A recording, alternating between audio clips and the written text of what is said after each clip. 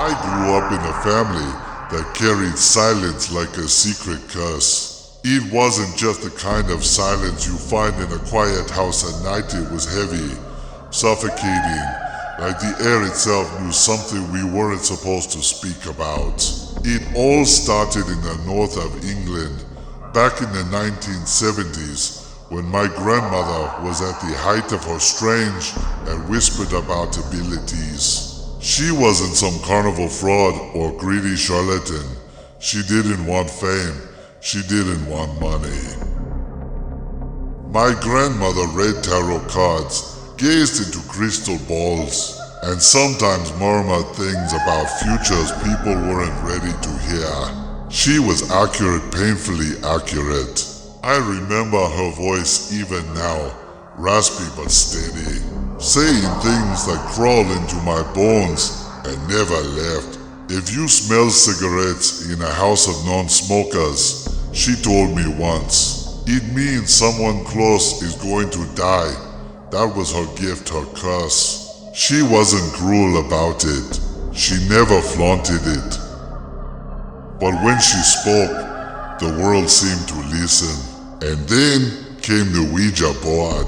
The 70s were drenched in strangeness cultures colliding, old faiths clashing with new thrills. The Ouija board, cheap cardboard and plastic, spread across England like a virus. To most, it was a joke, a party trick. To my family, it was something else. Evenings were spent around it, the candlelight casting trembling shadows on the wallpaper. My uncles and aunts, still young, treated it as a game.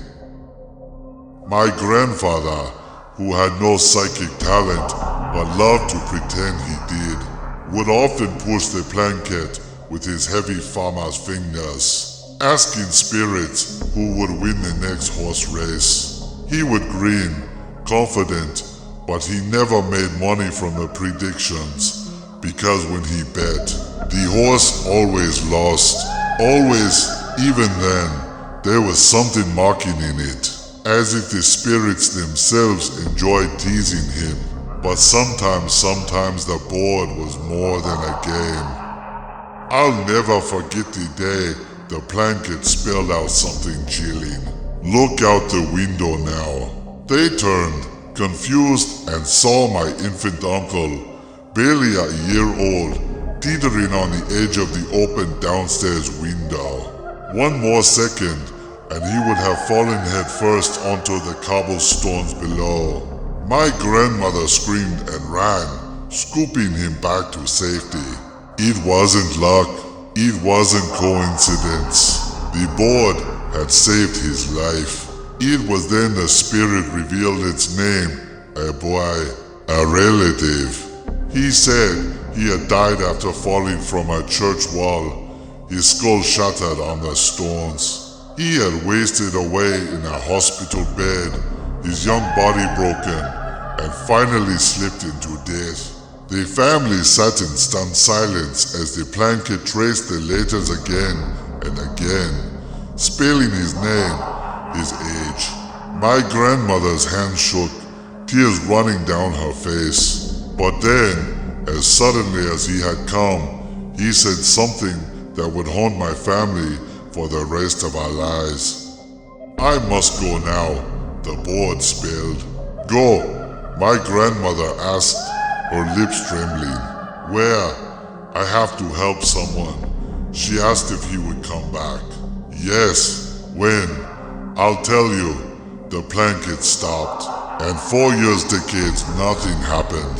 Until that night. My grandfather told me this when I was a teenager, his voice low, trembling as though he feared the story itself would summon something back.